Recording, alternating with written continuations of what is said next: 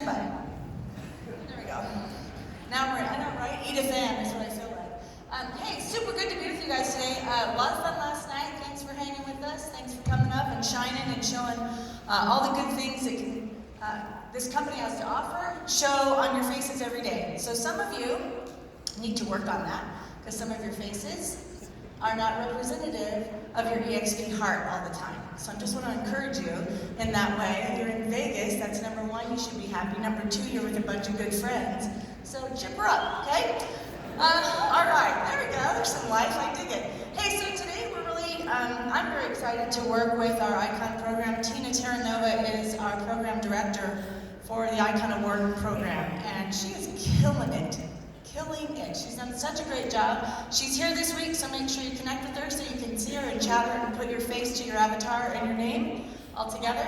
On stage with me today are four of our icons, and what we do with these panels is we try to find people who have different kinds of businesses and come from different places across the nation, because really what we want you to do is be able to see how achievable icon status is. And then beyond that, we really want you to be able to see how you can do what they're doing. And so I was sharing with them a little bit earlier that one of the things that makes me really cranky, and I quit doing them in Phoenix area, was sitting on panels where these top performers come and they tell you all these amazing things, but they never share the secret sauce.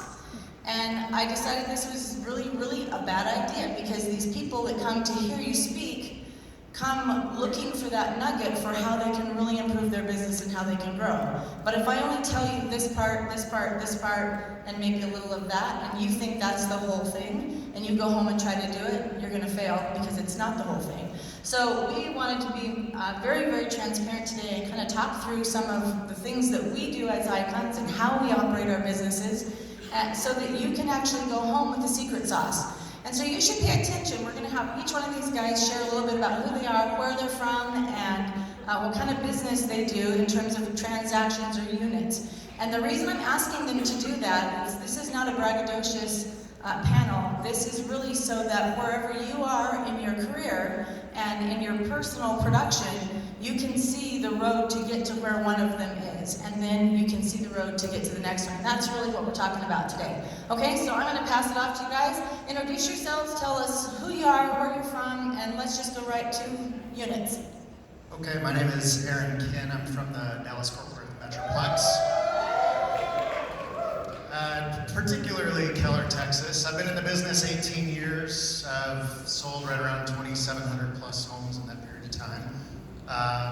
Right now, this year, we'll do around 100 transactions. We've kind of taken a look at our business and scaled it back to focus on profitability and client experience versus customer client service, because we want to service every single person with an experience in real estate, and we want that personal feel. So we've actually scaled our business back to become more profitable.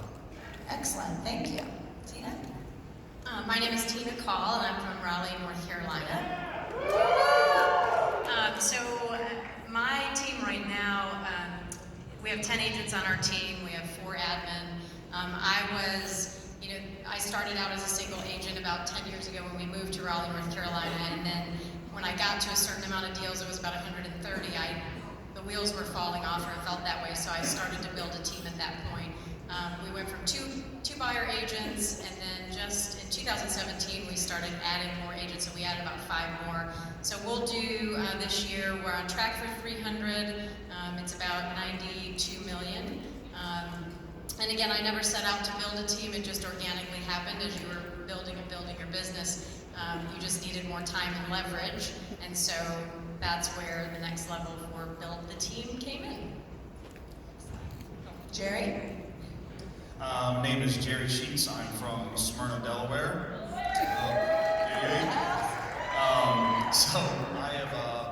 I've been in the business a little over 3.5 years. I'm an individual agent. I thought, being completely honest with you, I do not know my numbers for this year so far. I tend to have a habit of just putting my head down and working, and then when the dust settles at the end of the year, I'll take a look back and see what I've done. And last year, I closed 49 transactions by myself. It ended up somewhere right around $12 million in volume, something like that. So I have no intentions of building a team. I want to stay an individual agent, and honestly, I would be completely fine with maintaining that around that 50 transactions a year, and then just leveraging my systems and keeping myself at a, so I don't have to work constantly all the time. I can spend time with my family. Good. Mary? My name is Mary Rodriguez from Austin, Texas. Hola, eXp Latino. I guess I'm by myself. No team. I don't have any intention to be in a team. It's a preference, and I average in the last 5 years around between 50 and 60 per year by myself, and I like it. I'm able to give that customer service. Thank you. Okay, so team, no team, right? So anybody in the room have a team or on a team? Perfect. Thank you. Excellent. Anybody in the room who's a solo agent? Okay. Can you see yourself up here? Oh my word. Can you see yourself up here? Thank you. For Pete's sake. Like, this is sales, people. Let's do this. Okay, so you didn't mention whether or not you had a team or solo, so I'm going to come back to you, Aaron. Yeah, so I basically have my wife and I and one agent, and we have an inside sales agent and one in. Awesome. Excellent. Excellent. Excellent. Okay, so we kind of talked through like who they are, where they came from, what they're doing. We talked through like what their current numbers are, what they believe their projections are. Do you have any interest in knowing how they're doing it? Thank you, Phil Sexton from the third row. That's my guy. Come on. Okay, so let's talk a little bit about how we're doing it. Oh, dear. Let's talk about like what your strategy is when you think about the structure of your business and how you've built your business. I know that for me, mine was kind of haphazard. I got my license. I went to my very first meeting or class I went to was a business planning class, and they said to me, okay, we're going to talk about your 1 year, your 3 year, and your 5 year plan. And I was like, dude, I don't know if I'm going to do this next month. I don't have a 1, 3, and a 5 year plan. What are you talking about? And then, 15 years later, I love this business. And I did not start out in love with it. I don't know if you know my story. I'll tell you a very quick piece of it. We moved to Phoenix. I didn't know anybody. And apparently I have a lot of energy that's very evident to those around me, and particularly to my husband. So he said, dude, you've got to find something to do. You're going to drive us all crazy. And he said, you should be in sales. I was like, well, I want to sell only something I can get behind. So I either really want to sell fast cars, super amazing jewelry, or unbelievable houses. And I don't want to work at the mall, and I don't want to work at a car dealership, so I sold unbelievable houses. And I should have put a definition around unbelievable, because the first one was unbelievable. And if you want to know what we really called it, you should ask me later. So I actually ended up in real estate kind of haphazardly, right? I blame my husband for it a lot. He made me do it, and it was probably one of the best things that he ever spoke into me. So I want to ask you guys, like, what was your pathway into the business? Because now we know where you are, but let's go back a little bit. Let's figure out how you got here. Like, did you grow up going, geez, I want to be a realtor, I want to be a realtor, right? Aaron, we'll go you. Well, I had the perfect education and training for real estate. I was a high school art teacher and a baseball and basketball coach. So yeah, not really the foundational pieces you need to be a salesperson, but it helped me with presentations and focusing on each individual person. I think that's my biggest strength, whether it was a $50,000 client or a $500,000 client, they got the same treatment.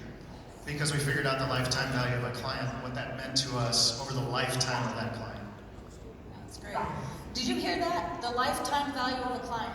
We're not the one-hit wonder, right? There's some, I'm helping you with your notes. So no, I started, I was 21 when I first started selling real estate, and my realtor at the time, my husband and I were buying our first home, and she convinced me to become a realtor. So I was in college, I became a realtor. I think I sold 20, 25 homes my first year, and decided I was going to make way more selling real estate than I was a therapist, because that's what I wanted to be. And now I'm a therapist. There you are, as a therapist, right? I get paid way more money, so it's wonderful. That pays, Yeah, so I was a single agent for my career, and then we lived in Michigan. That's where I built it, and we decided we wanted to move away from the snow, and we moved to North Carolina, and that was in 2009, end of 2009. And so again, single agent. I built my business mainly from coaching, Mike Ferry coaching, so it was expireds and for sale by owners. So we moved to a new market, we didn't know anybody, and we spent about 5 hours a day on the phones prospecting. So that's how I built the business. 5 hours every day? 5 hours every day, yeah. That should go in your notes. Yep. First one in my office at 7:30. There was one other person there, and she would always knock on the door and say, "What are you doing in there?" I'd say, "Well, I'm role playing, I'm prospecting, and I'm doing lead gen," and that's how we built our business. So With me, myself, and I. me, myself, and I, and my husband, who was a huge role when we first moved there. We both did it together. In fact, we tease each other all the time because we would fight about who did more than the night before. Who's going to do it together, today, and so it was just an ongoing thing. But from there, we did 30, 60, 80, 100, and by doing that repetitious boredom of coming in every day at the same time, calling people, getting rejected at a high volume makes you really successful. So pick up the phones. So Tina, I'm going to ask you something about that. Did you roll out your real estate business saying, I'm going to be a person who calls relentlessly 5 hours a day? No, in fact, I learned my business from the agents that were in my office originally, which was hold open houses, just wait for the business, referral based, and I just thought maybe there was a better way. There happened to be an agent in my market that outran everybody. I mean, she just was a machine, and I thought, God, if I could, what does she do different? And so I found out that she was in a coaching program. And so what I realized what she did different was she showed up for work every day, had a very strict schedule. She did the same thing every day, which was calling people and reaching out to people that she didn't know versus the people that she did know. And so based on that coaching, I signed up for the exact same coaching, and within 10 years of staying with that coach at $1,000 a month and having high levels of accountability to do something that I didn't want to do every day, I won. So I failed over and over and over again. Therefore, I won. No, therefore she won. Those are things that go in your notes. I want to talk, yeah, absolutely. No. If you're going to do it, do it.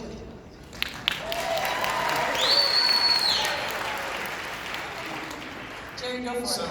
yeah, real estate came real late in the game for me. I became an agent when I was 35. My previous career was I was an architectural designer, so I designed custom homes. I did tons of blueprints for communities, additions, that sort of thing. Worked with a lot of local home builders and contractors. I basically made this, and I was very happy with it. I was at a good management position. I made a decent salary, but it just got to the point where I really just wanted to work for myself. If I was going to work just as hard, I'd rather work just as hard for me rather than somebody else. And it's pretty much as cut and dry as it gets.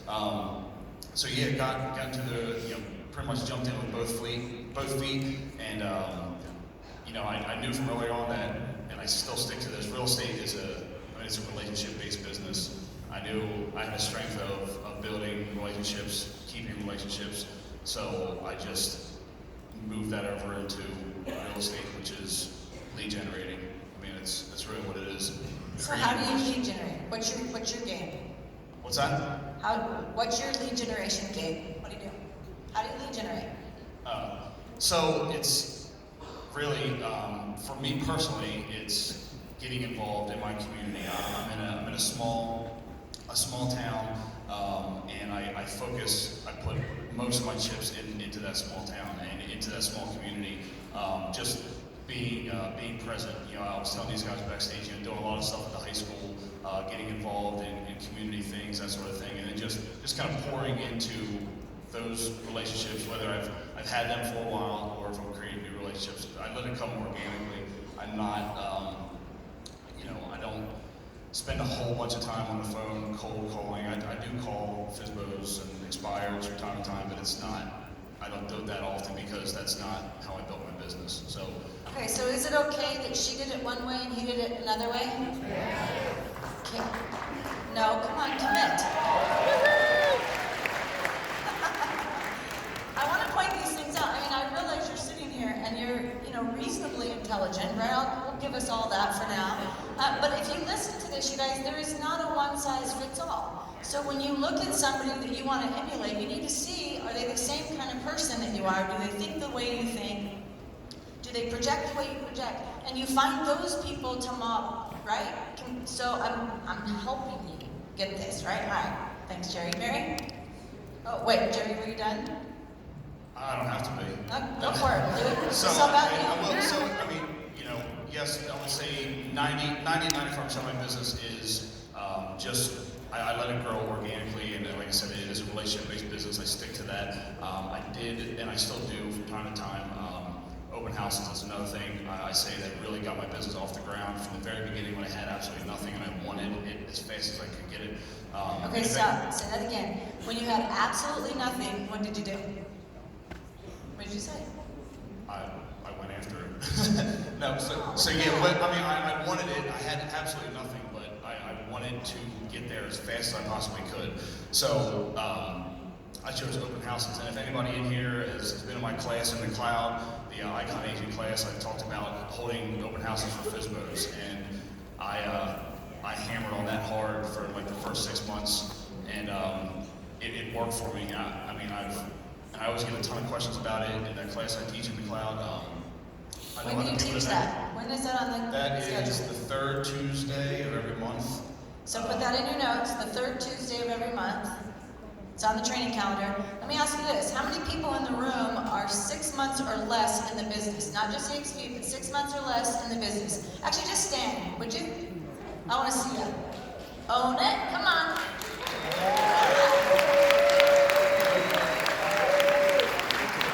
So the next class, all y'all should hang out with Jared. Because he's going to help you get, hey, if you have been in the business honestly less than 12 months, I'm wondering how much production you have. So are you, right? So if there are things that you could do, if you could do one thing really, really well, and you knew that there's a proven method that helps you get from here to here, would you truly commit to doing it? Okay, kinda. All right. And that's what you said. That's kind of one of the things that you know, when I have conversations with agents, whether they're new or been in business for a long time, I feel like agents, they try to attack 10 different things, and then you get little to no result from it. Rather than, you know, I focus on, okay, I'm going to do FSBO open houses, and I stuck with it, and I did it every single, I did every weekend until I was too busy to do it anymore. And you know, again, talking backstage, and I said, I was sitting in my office of you know, my old job, and I would get on Zillow and I would call until I've set 2 appointments. I would set appointments 2 weeks out, and when I got them, I would stop calling, I would go back to work. And it honestly would take like an hour, you know, maybe that. And I would just keep doing that. You know what I mean? I always got leads in the open houses. I always followed up with them, and that's actually how I got my first listing. I got a $400,000 listing holding a FSBO open house, because I ended up getting listings from that weeks later, months later, they would come back to me and list their home. Excellent. So, yeah, so. Good. Perfect. Mary? Muscle it out of his hand. Not the question. I'm just kidding. I kind of did too. No, what? The way I develop my business, I was fortunate enough, because I turned into a positive, to graduate in the 80s with a very good degree, but everything was dead. So I was able to see what was going on and the foreclosures and all that. I got my first job. Everybody was buying new cars. So college state, you have a good job with a high-tech company. And I was just decided, hey, there's a lot of things going on here. So I bought my first real estate when I was 21, and it was a foreclosure. Everybody thought I was crazy. I had a great realtor, and did a very good job for me. I'll never forget her name. And I was then when I realized that you could do something when everything else fails. And after that, I just became addicted to real estate. I watched the markets. I still watch the market indicators. I see what's going on. So I understand when buyers need to buy something, when sellers investing as an investor, when is it a good time to buy and sell. So I study all of that because I saw my parents lose a lot of money on the oil industry. And so I always think of how can we take advantage of something bad. And now I'm addicted to real estate. If there's a rehab place, I probably go there. I can't stop it. My husband hates it when we go on vacation. And we were in Sonoma Valley Napa Valley, and I'm like, okay, let's go see open houses. And literally we're taking pictures for designs and everything, like I'm addicted to it. But the reason why if I teach, I mentor a lot of agents that are starting, and I said, you got to be your passion, be in your element, be yourself, try to model somebody you feel comfortable doing, because if not, you're gonna fail. But you got to have the passion, learn how to get there in the mindset. You can sell sand in the desert if you have the right mindset. Yeah. And so what I did is looking for what was going on and then mastered. I learned about construction. I wine a lot in my weekends with my dad. He made us work with him. He was flipping homes when he was not working. And I have 3 brothers, and my dad always used to say, "You're the son I never had." And it was true, because I was the only one handling the tools, doing all that stuff. Fast forward, he passed away in 2004, and I was in the hospital taking care of my mom with a triple bypass, weeks after that. And I said, oh my goodness, what am I gonna do? My mom and all this kind of stuff. And he came to mind. I was like, I gave you the tools. And I became a realtor in 2004. I took my classes while I was in the ICU waiting, didn't tell anybody. I came to Austin and took the license, and I said, this is just a practice test. The lady followed me in the parking lot, says, hey, don't you want to know? I said, no, did I forget my license? She goes, you passed. And I'm like, no, this is just a practice test. You know what, in that parking lot, I knew my dad was giving me all the tools. So sometimes there's always somebody there to teach you, and sometimes you don't want to receive it. Be open-minded. Because of that, and all those weekends that I had to work for free with my dad, I represent several costume builders in Austin, Texas, and I'm their exclusive listing agent. And when I go sell homes, I can talk about the materials, and that's something that I encourage you to learn, because the buyers and the sellers love that you know their stuff and that you can sell them and how to fix it. In the spot on my listings, I already know how much they're going to be spending because of that background. Great, thank you. So we have about 2 more hours worth of content and 1 minute and 50 seconds left. So I'm going to jump the line a little bit, and I just want to ask you guys to briefly and very quickly share, what are your goals for 2020? You're positioning now, you're at the end of the year, so you're looking at your business plans. You're looking at your business plans right now and making plans for 2020. So what does that look like for you guys? Aaron, you mentioned that you're scaling back to really dial in and increase profitability. Yeah, our biggest thing is profitability, staying consistent with our clients we do through social media. Started a social media company to help agents out doing the same thing. We have a booth here.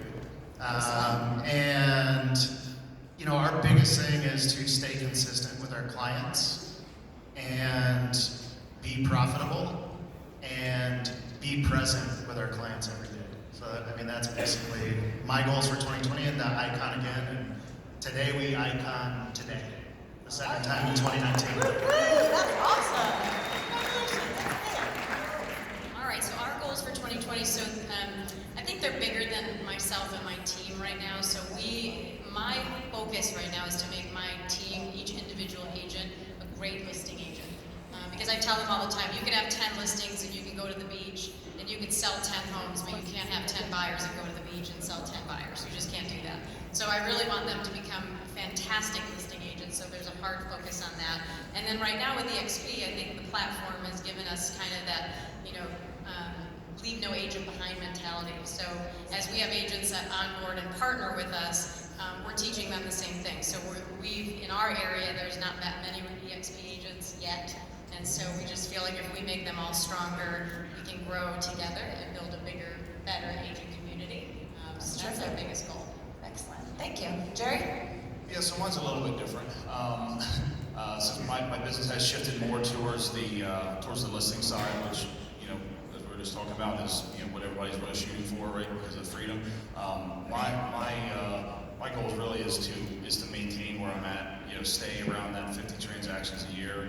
And I have systems in place. I really want to dial them in even further, just for the simple fact that I don't want to work 60 hours a week. I would rather So work. it's choosing a business plan for lifestyle. Exactly. You follow it? Yeah, I mean, you know, and it took me a long time to learn this, you know, but the most valuable thing is time. So I'd rather have the time and keep my business, you know, it's great now and I want to keep it there, but I want more time. So that's my goals for next year. Money and time, good commodities. Mary? Okay, 1 minute left. I am planning, I started yesterday, I went to all the KB core classes. Who was there? It was amazing, wasn't it? My goal is to get ready for the market to turn, and although I don't expect it to be in 2008, there is going to be some changes, and I'm really trying to educate myself on how to be competing with Open Door, iBuyer, and all that, so we could be ahead of the curve. So, like I said, I do watch a lot of market indicators, so I am trying to be able to give my worth regardless of what's out there, that they still call me. Thank you. Hey, I appreciate you guys so much. I know they did, and they're going to show it with all their enthusiasm.